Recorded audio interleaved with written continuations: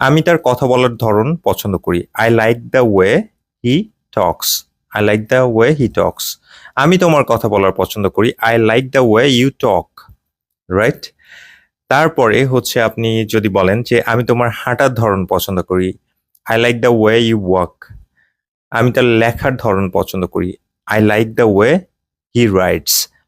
S কেন হচ্ছে আমরা জানি যে যদি subject third person singular number হয় তাহলে ভার্বের শেষে এস বা ইএস যোগ হয়। আমি তোমার চিন্তা করার ধরন পছন্দ করি। I like the way you think. I like the way you play cricket. তুমি যেভাবে ক্রিকেট খেলো তোমার খেলার ধরনটা আমি পছন্দ করি। যদি আপনি বলতে চান I like the way Shakib Al Hasan plays cricket.